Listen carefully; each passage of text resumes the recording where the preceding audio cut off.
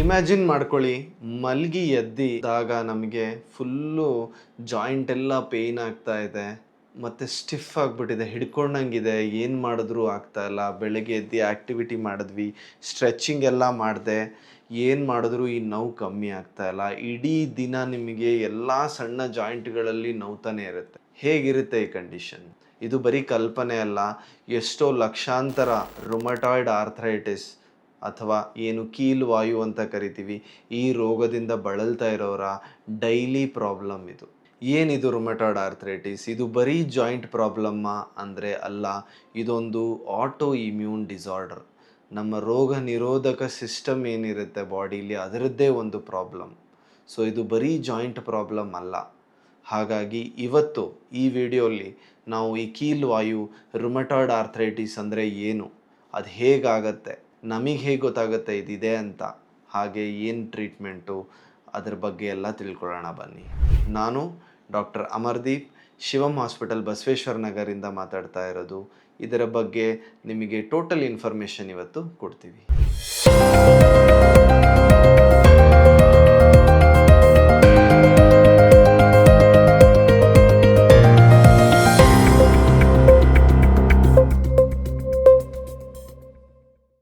ಏನಿದು ಕೀಲ್ ವಾಯು, rheumatoid arthritis ಅಂದರೆ ಏನು? ಇದು ನಾರ್ಮಲ್ ಎರಡು ಥರದ ಒಂದು ರುಮಟಾಯ್ಡ್ ಆರ್ಥರೈಟಿಸ್ ಕೇಳಿರ್ತೀರಾ, ಇನ್ನೊಂದು ಆಸ್ಟಿಯೋ ಆರ್ಥರೈಟಿಸ್ ಅಂತ ಕೇಳಿರ್ತೀರಾ. ಎರಡು ಒಂದೇನಾ ಅಂದರೆ ಇಲ್ಲ. ಆಸ್ಟಿಯೋ ಆರ್ಥರೈಟಿಸ್ ಅನ್ನೋದು ಮೂಳೆ ಸವಿಯೋದು.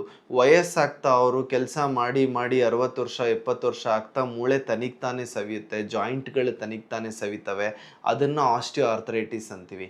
Daily wear and tear of the body, ಏನು ವೇರ್ ಆ್ಯಂಡ್ ಟೇರು, ಡೈಲಿ ಆ್ಯಕ್ಟಿವಿಟೀಸಲ್ಲಿ ಏನು ಸವಿಯೋದಿರುತ್ತೆ 60-70 ವರ್ಷಕ್ಕೆ, ಅದು ಆಸ್ಟಿಯೋ ಆರ್ಥರೈಟಿಸ್ ಅಂತ.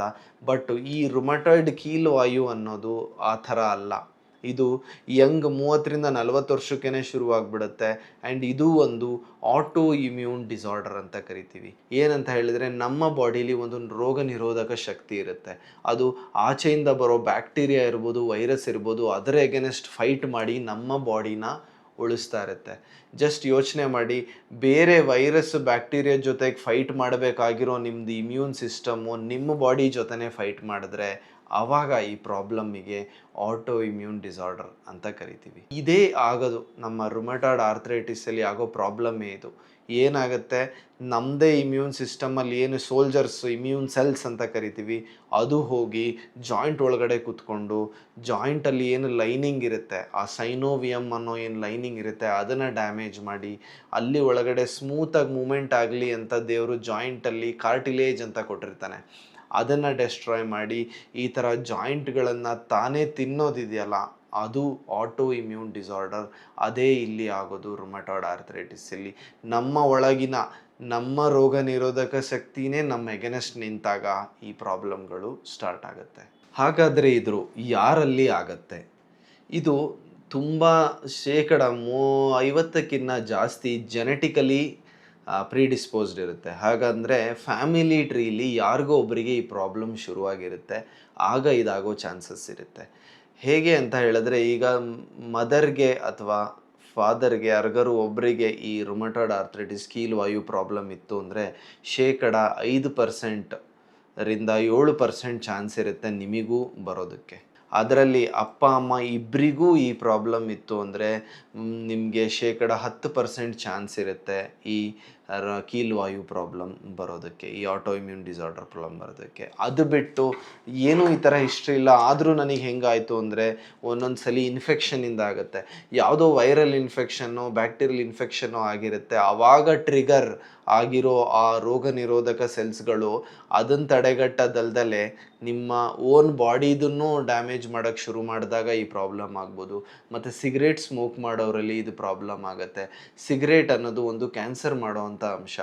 ಅದರಲ್ಲಿರೋ ಆ ನಿಕೋಟಿನು, ಟೊಬ್ಯಾಕೋ, ಅದೆಲ್ಲ ಏನು ಮಾಡುತ್ತೆ ಅಂತ ಹೇಳಿದ್ರೆ ಮ್ಯೂಟೇಷನ್ಸ್ ಮಾಡುತ್ತೆ ಸೆಲ್ ಲೆವೆಲಲ್ಲಿ.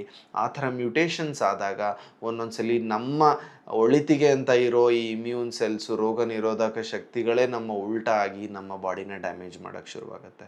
ಅದು ಬಿಟ್ಟು ಹಾರ್ಮೋನ್ ಇಂಬ್ಯಾಲೆನ್ಸ್ ಆದಾಗೂ ಈ ಪ್ರಾಬ್ಲಮ್ಮನ್ನು ನಾವು ನೋಡಿದ್ದೀವಿ. ಇದು ಕಾಮನ್ ಆಗಿ ಫೀಮೇಲ್ಸ್ಗೆ ಆಗುತ್ತೆ. ಮತ್ತು ಇದು ಆಗುವ ವಯಸ್ಸು ಬಂದು 30 ರಿಂದ 40 ವರ್ಷದಲ್ಲಿ ಇದು ಶುರುವಾಗುತ್ತೆ. ಸೊ ನನ್ನ ಹತ್ರ ಒಂದು ವಯಸ್ಕರ ಹೆಣ್ಣು ಮಗಳು ಬಂದು ಈ ಥರ ನನಗೆ ಬೆಳಗ್ಗೆ ಎದ್ದಾಗ ತುಂಬ ನೋವುತ್ತೆ, ಜಾಯಿಂಟ್ಗಳೆಲ್ಲ ನೋವುತ್ತೆ ಮತ್ತು ಬಾಡಿ ಎಲ್ಲ ಪೇಯ್ನ್ ಆಗುತ್ತೆ, ಅದು ಇಡೀ ದಿನ ಇರುತ್ತೆ ಅಂದಾಗ ನಾನು ಫಸ್ಟು ಥಿಂಕ್ ಮಾಡೋದೇ ಕೀಲ್ವಾಯು ಅನ್ನೋ ಪ್ರಾಬ್ಲಮ್ನ. ನನಗೆ ಹೇಗೆ ಈ ರುಮಟಾಯ್ಡ್ ಆರ್ಥ್ರೈಟಿಸ್ ಕೀಲ್ವಾಯು ಇದೆ ಅಂತ ಗೊತ್ತಾಗುತ್ತೆ ಅನ್ನೋದಕ್ಕೆ ಒಂದು 2-3 ಪಾಯಿಂಟ್ಸ್ ಇದೆ, ಅದನ್ನು ನೀವು ನೋಡ್ಕೋಬೇಕು. ಒಂದು, ಬೆಳಗ್ಗೆ ಎದ್ದಾಗ ನಿಮಗೆ ತುಂಬ ಪೇಯ್ನ್ ಇದೆಯಾ?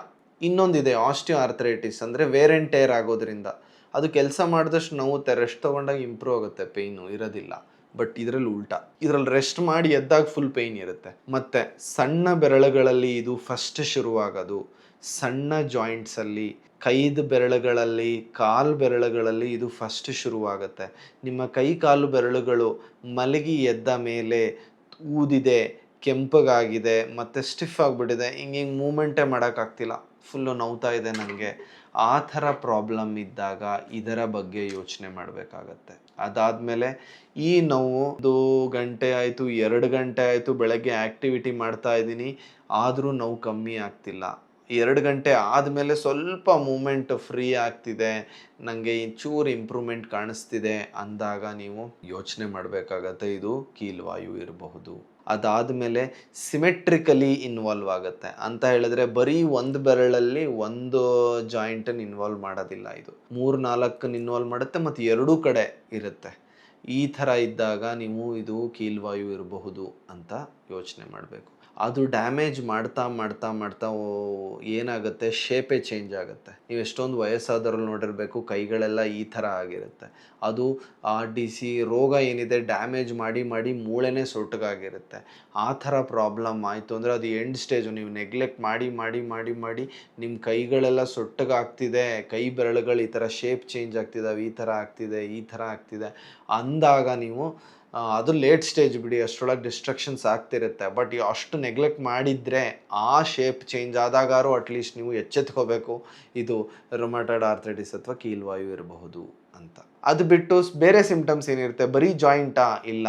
ಅದು ಬಿಟ್ಟು ಮೈಲ್ಡಾಗಿ ಫೀವರ್ ಬರೋದು, ಕಣ್ಣೆಲ್ಲ ಬಿಸಿ ಆಗೋದು, ತುಂಬ ನಡೆದ್ರೆ ಸುಸ್ತಾಗೋದು, ಆ ಥರ ಏನಾದರೂ ಸ್ವಲ್ಪ. ಆದರೆ ಬೇರೆ ಏನು ಟೆಸ್ಟ್ ಮಾಡಿಸಿದ್ರು ಎಲ್ಲ ನಾರ್ಮಲ್ ಬರ್ತಿದೆ, ಏನು ಇನ್ಫೆಕ್ಷನ್ ಇಲ್ಲ, ಏನಿಲ್ಲ, ಯಾಕೆ ಹಿಂಗೆ ಆಗ್ತಿದೆ, ಜ್ವರ ಏನಕ್ಕೆ ಬರ್ತಿದೆ, ಆವಾಗ ಇದ್ರ ಬಗ್ಗೆ ಯೋಚನೆ ಮಾಡಬೇಕಾಗುತ್ತೆ. ಹಾಗಾದರೆ ನಾನು ಆರ್ಥೋಪೆಡಿಕ್ ಸರ್ಜನ್ ಅಥವಾ ರುಮಟಾಲಜಿಸ್ಟ್ ಯಾರನ್ನಾದರೂ ನಾನು ಯಾವಾಗ ಕಾಣಬೇಕು ಅಂತ ಹೇಳಿದ್ರೆ, ಯಾವುದೇ ಒಂದು ಸಣ್ಣ ಬೆರಳದ ಯಾವುದೇ ಜಾಯಿಂಟ್ ನಿಮಗೆ ಊದ್ಕೊಂಡು ಕೆಂಪಿಗೆಲ್ಲ ಆಗ್ಬಿಡ್ತು ಅಂದರೆ ಫಸ್ಟ್ ಬಂದು ತೋರಿಸ್ಬೇಕು. ಯಾಕೆ ಅಂದರೆ ಎಷ್ಟು ಬೇಗ ನಾವು ಅದನ್ನು ಕಂಡುಹಿಡಿತೀವಿ ಅಷ್ಟು ಅದು ನಮ್ಮ ಜಾಯಿಂಟನ್ನು ಡೆಸ್ಟ್ರಾಯ್ ಮಾಡೋದನ್ನು ನಾವು ತಡಿಬೋದು. ಹಾಗಾಗಿ ಆ ಥರ ಪ್ರಾಬ್ಲಮ್ ಇದ್ದಾಗ ಬರಬೇಕು. ಮತ್ತು ಮಾರ್ನಿಂಗ್ ಸ್ಟಿಫ್ನೆಸ್, ನನಗೆ 2-3 ಗಂಟೆ ಆದರೂ ಸ್ಟಿಫ್ನೆಸ್ ಹೋಗ್ತಾನೆ ಇಲ್ಲ, ಬೆರಳುಗಳು ಹಿಡ್ಕೊಂಡಿರೋದು ನೋವು ಹೋಗ್ತಾನೆ ಇಲ್ಲ ಅಂದಾಗೂ ಇಮಿಡಿಯೇಟಾಗಿ ಬಂದು ನೀವು ಡಾಕ್ಟ್ರಿಗೆ ತೋರಿಸ್ಬೇಕಾಗತ್ತೆ. ಅದು ಬಿಟ್ಟು ನಿಮ್ಮ ಕೈ ಬೆರಳುಗಳ ಶೇಪೇ ಚೇಂಜ್ ಆಗ್ತಾ ಇದೆ, ಶುರು ಆಗ್ತಿದೆ ಚೇಂಜ್ ಆಗೋಕ್ಕೆ, ನನಗೇನೋ ಇದು ಅಲೈನ್ಮೆಂಟ್ ನಾರ್ಮಲ್ ಅನಿಸ್ತಾ ಇಲ್ಲ ಅಂದಿದ ತಕ್ಷಣ ಬಂದು ನಮಗೆ ತೋರಿಸ್ಬೇಕು. ಯಾಕೆ ಅಂದರೆ ಎಷ್ಟು ಬೇಗ ಟ್ರೀಟ್ಮೆಂಟ್ ಶುರು ಮಾಡ್ತೀವಿ ಅಷ್ಟು ಇಂಪ್ರೂವ್ಮೆಂಟ್ ಚೆನ್ನಾಗಿರುತ್ತೆ. ಈ ಕಂಡೀಷನ್ಲಿ ಅಷ್ಟು ಡಿಸ್ಟ್ರಕ್ಷನ್ ತಡಿಬೋದು. ಒಂದ್ಸಲಿ ಡ್ಯಾಮೇಜ್ ಆಗಿ ಕೈ ಸೊಟ್ಟ ಆದಮೇಲೆ ನಾವೇನೂ ಮಾಡೋಕ್ಕಾಗಲ್ಲ, ಸೊಟ್ಟಿಗಿರೋದನ್ನು ಸೀದಾ ಮಾಡ್ಬೋದು ಬಿಟ್ಟರೆ ಇನ್ನೇನೂ ಮಾಡೋಕ್ಕಾಗಲ್ಲ. ಹಾಗಾಗಿ ಒಂದಕ್ಕೆ ಶುರುವಾದಾಗ ಬೇರೆ ಜಾಯಿಂಟು ಮುಂದೆ ಒಂದಿನ ಸಣ್ಣ ಬೆರಳಿಂದ ದೊಡ್ಡ ಜಾಯಿಂಟ್ಸ್ಗಳಾದ ಶೋಲ್ಡರು, ನೀ, ಹಿಪ್ಪು ಇದಕ್ಕೆಲ್ಲ ಬರುತ್ತೆ, ಅದನ್ನು ತಡಿಬೋದು ನಾವು ಸಣ್ಣದಾಗಿದ್ದಾಗೆ ಇದಕ್ಕೆ ಟ್ರೀಟ್ಮೆಂಟ್ ತೊಗೊಂಡ್ರೆ. ಹಾಗಾಗಿ ಈ ಥರ ಸೈನ್ಸ್ಗಳು ನಿಮಗೆ ಕಾಣಿಸಿದ್ರೆ ಇಮಿಡಿಯೇಟಾಗಿ ಬಂದು ನಿಮ್ಮ ಡಾಕ್ಟರ್ನ ಕಾಣಿ. ಹಾಗಾದರೆ ನಾವು ಊಟದಲ್ಲಿ ಏನು ತಿನ್ನಬೇಕು? ನನಗೆ ತುಂಬ ಕಾಮನ್ ಕೇಳೋ ಕ್ವಶನ್ ಇದೇನೆ. ಈ ಕೀಲ್ವಾಯು ಇದೆ ಸರ್, ಆಯಿತು, ಈಗ ನಾನು ಊಟದಲ್ಲಿ ಏನು ರಿಸ್ಟ್ರಿಕ್ಟ್ ಮಾಡಬೇಕು? ಊಟದಲ್ಲಿ ಚೇಂಜಸ್ ಮಾಡೋದ್ರಿಂದ ತುಂಬಾ ಉಪಯೋಗ ಇದೆ ಈ ಕಂಡೀಷನಲ್ಲಿ. ಸೊ ಇದು ಏನಕ್ಕೆ ಆಗ್ತಿದೆ, ಫಸ್ಟು ನಾನು ಹೇಳಿದೆ, ಈ ಆಟೋ ಇಮ್ಯೂನ್ ಸೆಲ್ಸ್ ನಮ್ಮದು ಬಾಡಿದು ಬಂದ್ಬಿಟ್ಟು ಜಾಯಿಂಟ್ಸಲ್ಲಿ ಕೂತ್ಕೊಂಡು ಡಿಸ್ಟ್ರಾಯ್ ಮಾಡ್ತವೆ ಜಾಯಿಂಟ್ನ ಅಂತ. ಅದು ಹೇಗೆ ಮಾಡ್ತವೆ ಅಂದರೆ ಫ್ರೀ ರ್ಯಾಡಿಕಲ್ಸ್ ಅಂತ ರಿಲೀಸ್ ಮಾಡ್ತವೆ, ಇನ್ಫ್ಲಮೇಟ್ರಿ ಸೆಲ್ಸ್ ಅನ್ನೋದನ್ನು ರಿಲೀಸ್ ಮಾಡ್ತವೆ, ಅದರಿಂದ ಡಿಸ್ಟ್ರಕ್ಷನ್ ಆಗೋದು. ಅದನ್ನು ತಡೆಯೋದಕ್ಕೆ, ಆ ಫ್ರೀ ರ್ಯಾಡಿಕಲ್ಸ್ ಬಂದಿರೋದನ್ನು ಕಮ್ಮಿ ಮಾಡೋದಕ್ಕೆ ಅಂತಲೇ ನಾವು ಆ್ಯಂಟಿ ಆಕ್ಸಿಡೆಂಟ್ ರಿಚ್ ಫುಡ್ನ ತೊಗೋಬೇಕಾಗತ್ತೆ. ಎಷ್ಟು ಆ್ಯಂಟಿ ಆಕ್ಸಿಡೆಂಟ್ಸ್ ಇರುತ್ತೆ ಅಷ್ಟು ಆ ಫ್ರೀ ರ್ಯಾಡಿಕಲ್ಸ್ ಏನು ಜನ್ರೇಟ್ ಮಾಡಿರುತ್ತೆ ನಮ್ಮ ಇನ್ಫ್ಲಮೇಟ್ರಿ ಸೆಲ್ಸು, ಅದನ್ನು ಇದು ಹೋಗಿ ಸಪ್ರೆಸ್ ಮಾಡುತ್ತೆ. ಹಾಗಾಗಿ ಯಾವ ಫುಡ್ಡಲ್ಲಿ ನಮಗೆ ಈ ಆ್ಯಂಟಿ ಆಕ್ಸಿಡೆಂಟ್ ಸಿಗುತ್ತೆ ಅದನ್ನೆಲ್ಲ ನಾವು ತಗೋಬೇಕು. ಅದರಲ್ಲಿ ಕಾಮನ್ ಅಂತ ಹೇಳಿದ್ರೆ ನಮ್ಮ ಬೆರ್ರೀಸು, ಬ್ಲೂಬೆರ್ರಿ ಇರ್ಬೋದು, ಬ್ಲ್ಯಾಕ್ ಬೆರ್ರೀಸ್ ಇರ್ಬೋದು, ಸ್ಟ್ರಾಬೆರ್ರಿ ಇರ್ಬೋದು, ಇದರಲ್ಲಿ ಆ್ಯಂಟಿ ಆಕ್ಸಿಡೆಂಟ್ಸ್ ರಿಚ್ ಆಗಿರುತ್ತೆ. ಅದು ಒಂದು ನಮ್ಮ ಕೀಲ್ವಾಯುನ ಕಂಟ್ರೋಲ್ ಮಾಡುತ್ತೆ. ಬಟ್ ಬ್ಲೂಬೆರ್ರಿ, ಬ್ಲ್ಯಾಕ್ಬೆರ್ರಿ, ಸ್ಟ್ರಾಬೆರ್ರಿ ಎಲ್ಲರೂ ತಿನ್ನೋಕ್ಕಾಗತ್ತಾ? ಕಾಸ್ಟ್ಲಿ ಇರುತ್ತೆ. ಸೊ ಈ ಬೇಸಿಕ್ ಫ್ರೂಟ್ಸಲ್ಲಿ ಯಾವುದು ಅಂತ ಹೇಳಿದ್ರೆ ನಮ್ಮ ಸಿಟ್ರಸ್ ಫ್ರೂಟ್ಸ್ ಇರ್ಬೋದು. ಆರೆಂಜ್ ತೊಗೊಳ್ಳಿ, ಪೊಮೊಗ್ರನೇಟಲ್ಲಿ ಹೈ ಆ್ಯಂಟಿ ಆಕ್ಸಿಡೆಂಟ್ಸ್ ಇರುತ್ತೆ. ಸೊ ನಿಮ್ಮ ಆರೆಂಜ್, ಪ್ರೊಮೊಗ್ರನೇಟ್ ಏನೂ ಬೇಡ, ನಿಮ್ಮ ನಿಂಬೆಹಣ್ಣು ಡೈಲಿ ಒಂದು ನಿಂಬೆಹಣ್ಣು ಜ್ಯೂಸ್ ಕುಡಿದ್ರೆ ಸಾಕು, ಅದರಲ್ಲಿ ರಿಚ್ ಆ್ಯಂಟಿ ಆಕ್ಸಿಡೆಂಟ್ಸ್ ಇರುತ್ತೆ. ಹಾಗಾಗಿ ಅದನ್ನು ನೋಡಬೇಕು. ಮತ್ತು ವೆಜಿಟೇರಿಯನಲ್ಲೇ ಯಾವುದೇ ಗ್ರೀನ್ ಹಸಿ ಸೊಪ್ಪು ತರಕಾರಿಗಳು ಎಷ್ಟು ತಿಂತೀವಿ ಅದರಲ್ಲೆಲ್ಲ ಒಳ್ಳೆ ಆ್ಯಂಟಿ ಆಕ್ಸಿಡೆಂಟ್ಸ್ ಇದೆ. ಹಾಗಾಗಿ ಬರೀ ಬ್ಲೂಬೆರ್ರಿ, ಬ್ಲ್ಯಾಕ್ಬೆರ್ರಿನೇ ತಿಂದರೆ ಸರಿಯಾಗುತ್ತೆ ಅಂತಲ್ಲ, ಯಾವ ಊಟದಲ್ಲಿ ಆ್ಯಂಟಿ ಆಕ್ಸಿಡೆಂಟ್ಸ್ ಇದೆ ಅದೆಲ್ಲದನ್ನು ತಿಂದರೆ ನಾವು ಚೆನ್ನಾಗಾಗ್ತೀವಿ. ಅದು ಬಿಟ್ಟು ನಾನ್ ವೆಜಿಟೇರಿಯನ್ ಆಪ್ಷನ್ಸಿಗೆ ಬಂದರೆ fish, omega 3 fatty acids rich ಆಗಿರೋದು ಫಿಶಲ್ಲಿರುತ್ತೆ, ಫಿಶ್ ಆಯಿಲಲ್ಲಿರುತ್ತೆ. ಅದು ಈಸ್ ಎ ಪೊಟೆಂಟ್, ಒಳ್ಳೆಯ ಆ್ಯಂಟಿ ಆಕ್ಸಿಡೆಂಟ್ ಅದು.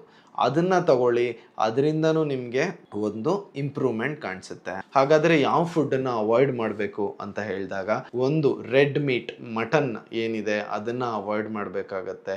ಚಿಕನ್, ಮಟನ್ ಎರಡೂ ಅವಾಯ್ಡ್ ಮಾಡಿದ್ರೆ ಒಳ್ಳೆಯದು. ಅದು ಬಿಟ್ಟು ಶುಗರಲ್ಲಿ ನೀವು ಎಷ್ಟು ಶುಗರ್ ಇಂಟೇಕ್ ಮಾಡ್ತೀರ ಅಷ್ಟು ಇನ್ಫ್ಲಮೇಷನ್ ಜಾಸ್ತಿ ಆಗುತ್ತೆ, ಅದು ಆ್ಯಂಟಿ ಆಕ್ಸಿಡೆಂಟ್ ಅಲ್ಲ.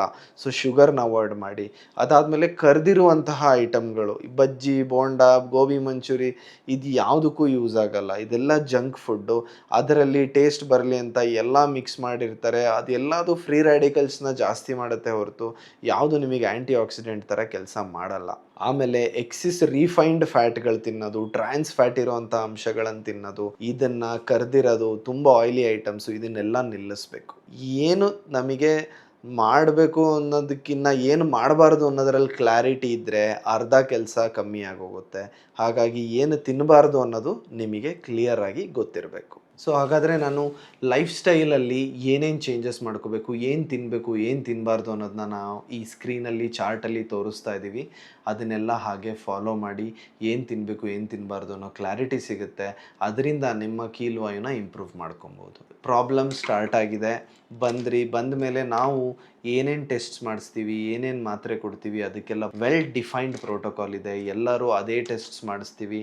ಅದಾದಮೇಲೆ ಎಷ್ಟು ಡಿಸೀಸ್ ಆ್ಯಕ್ಟಿವಿಟಿ ಹೇಗಿದೆ, ಫುಲ್ ಡಿಸೀಸ್ ಆ್ಯಕ್ಟಿವಿಟಿ ಇದೆಯಾ, ಮೈಲ್ಡಾ, ಮಾಡರೇಟಾ, ಅದ್ರ ಮೇಲೆ ಟ್ರೀಟ್ಮೆಂಟ್ ಚೇಂಜ್ ಆಗ್ತಾ ಹೋಗುತ್ತೆ. ಅದು ನಿಮ್ಮ ಕನ್ಸರ್ನ್ಡ್ ಆರ್ಥೋಪೆಡಿಕ್ ಸರ್ಜನ್ ಇರ್ಬೋದು ಅಥವಾ ರುಮಟಾಲಜಿಸ್ಟ್ ಹತ್ರ ಡಿಸ್ಕಸ್ ಮಾಡಿ ಅವರು ನಿಮಗೆ ಎಕ್ಸ್ಪ್ಲೇನ್ ಮಾಡಿ ಆ ಟ್ರೀಟ್ಮೆಂಟನ್ನು ಶುರು ಮಾಡ್ತಾರೆ. ಇದು ಪರ್ಮನೆಂಟಾಗಿ ಕ್ಯೂರೇ ಆಗಲ್ವಾ ಅನ್ನೋದು ತುಂಬ ಜನ ಕೇಳೋ ಪ್ರಶ್ನೆಗಳು. ಇದರಲ್ಲಿ ಏನಂತ ಹೇಳಿದ್ರೆ, ಇದು ಪರ್ಮನೆಂಟ್ ಕ್ಯೂರ್ ಅನ್ನೋಕ್ಕಿಂತ ಇದರಲ್ಲಿ ರೆಮಿಷನ್, ರಿಕರೆನ್ಸ್ ಅನ್ನೋ ಒಂದು ಕಾನ್ಸೆಪ್ಟ್ ಇರುತ್ತೆ. ನಾವು ಅದಕ್ಕೆ ತಕ್ಕದಾದ ಮಾತ್ರೆಗಳನ್ನು ಶುರು ಮಾಡಿದ್ಮೇಲೆ ಆಟೋ ಇಮ್ಯೂನ್ ಸೆಲ್ಸ್ ಏನು ನಮ್ಮ ರೋಗ ನಿರೋಧಕ ಸೆಲ್ಸ್ಗಳಿದಾವೆ ಡ್ಯಾಮೇಜ್ ಮಾಡ್ತಿರುತ್ತೆ, ಅದನ್ನೆಲ್ಲ ಸಪ್ರೆಸ್ ಮಾಡ್ತಾ ಹೋಗ್ತೀವಿ, ಅದನ್ನೆಲ್ಲ ತಣ್ಣಗೆ ಮಾಡ್ತಾ ಹೋಗ್ತೀವಿ. ಒಂದು ಟೈಮಲ್ಲಿ ಅದನ್ನು ಕೊಡ್ತಾ ಕೊಡ್ತಾ ಕೊಡ್ತಾ ಡೋಸ್ ಕಮ್ಮಿ ಮಾಡ್ತಾ ಹೋಗ್ತೀವಿ. ಒಂದಿನ ನಿಲ್ಲಿಸಿದ ಮೇಲೆ ನೋಡ್ತೀವಿ ನಿಮಗೆ ಮತ್ತೆ ಅದು ಬರುತ್ತಾ, ರೆಮಿಷನ್ ಅಂತ ಏನು ಕರಿತೀವಿ, ಮತ್ತೆ ಏನಾದ್ರು ನಿಲ್ಲಿಸಿದ ಮೇಲೆ ಬರುತ್ತಾ ಅಂತ ನೋಡ್ತೀವಿ. ಬಟ್ ಇದು ಒಂದು 30-40% ಜನಕ್ಕೆ ಬರ್ದೇನೂ ಇರ್ಬೋದು, ಬಟ್ 60% ಜನಕ್ಕೆ ಇದು ವಾಪಸ್ ಬಂದಿರೋದಿದೆ. ಆವಾಗ ಮತ್ತೆ ಮಾತ್ರೆನ ಕೊಡಬೇಕಾಗತ್ತೆ. ಹಾಗೆ ಅದು ಲೈಫ್ ಟೈಮು ಕೆಲವೊಬ್ಬರಿಗಿದೆ, ಕೆಲವೊಬ್ಬರಿಗೆ ಒಂದು ಡೋಸ್ ಆದಮೇಲೆ ಸ್ಲೋಲಿ ಡೋಸ್ ಕಮ್ಮಿ ಮಾಡ್ತಾ ನಿಂತಿರೋದು ಇದೆ. ಅದು ನೀವೆಷ್ಟು ಎಫರ್ಟ್ ಹಾಕ್ತೀರಾ, ನಿಮ್ಮ ಲೈಫ್ ಸ್ಟೈಲ್ ನೀವೆಷ್ಟು ಚೇಂಜ್ ಮಾಡ್ಕೊಳಕ್ಕೆ ರೆಡಿ ಇದ್ದೀರಾ, ನೀವೆಷ್ಟು ಹೆಲ್ತಿ ಫುಡ್ ತಿನ್ನೋಕ್ಕೆ ರೆಡಿ ಇದ್ದೀರಾ, ಅದ್ರ ಮೇಲೂ ಮ್ಯಾಟ್ರ್ ಆಗುತ್ತೆ. ಹಾಗಾಗಿ ಇದು ಕ್ಯೂರೇ ಆಗಲ್ಲ, ನಾನು ಲೈಫ್ ಲಾಂಗ್ ತಿನ್ಕೊಂಡೇ ಇರಬೇಕು ಅಂತೆಲ್ಲ ಹೆದರ್ಕೋಬೇಡಿ. ನಿಮ್ಮ ಲೈಫ್ ಸ್ಟೈಲ್ ಚೇಂಜ್ ಮಾಡಿ ನಮ್ಮ ಟ್ರೀಟ್ಮೆಂಟ್ ಎರಡೂ ಸೇರಿದಾಗ ಇದಕ್ಕೆ ಕಂಪ್ಲೀಟ್ ಕ್ಯೂರ್ ಇದೆ. ಇಬ್ಬರು ಸೇರಿ, ಪೇಷಂಟು ಡಾಕ್ಟ್ರು ಸೇರಿ ಇದನ್ನು ಓಡಿಸ್ಬೇಕು. ಹಾಗಾಗಿ ಅದಕ್ಕೆ ನಿಮ್ಮ ಪಾತ್ರನೂ ತುಂಬ ಇದೆ. ಸೊ ಇದು ನಮ್ಮ ಕೀಲ್ವಾಯು ಬಗ್ಗೆ ಟೋಟಲ್ ನಾವು ಏನು ಮಾಡ್ತೀವಿ, ಹೇಗಾಗತ್ತೆ ಎಲ್ಲದನ್ನು ಹೇಳಿದ್ದೀನಿ. ನಿಮಗೇನಾದ್ರು ಇದ್ದರೆ, ಈ ಥರ ಸಿಮ್ಟಮ್ಸ್ ಇದ್ದರೆ ಅಥವಾ ಆಲ್ರೆಡಿ ನೀವು ಮಾತ್ರೆ ತೊಗೊತಾ ಇದ್ದರೆ ಬನ್ನಿ, ತೋರಿಸಿ, ರೆಮಿಷನ್ ಡೋಸ್ ಕಮ್ಮಿ ಮಾಡ್ತಾ ಹೋಗೋದಾ ಏನು ಡಿಸ್ಕಸ್ ಮಾಡಿ ನಿಮ್ಮ ಡಾಕ್ಟ್ರ್ ಹತ್ರ. ಆ್ಯಂಡ್ ಈ ವಿಡಿಯೋ ನಿಮಗೆ ಇಷ್ಟ ಆಗಿದರೆ ದಯವಿಟ್ಟು ಲೈಕ್ ಮಾಡಿ. ಈ ಥರನೇ ಟಿಪ್ಸ್ ಮುಂದೆ ಕೊಡ್ತಾ ಇರ್ತೀವಿ. ಫಾಲೋ ಮಾಡಿ ಮತ್ತು ಸಬ್ಸ್ಕ್ರೈಬ್ ಮಾಡಿ.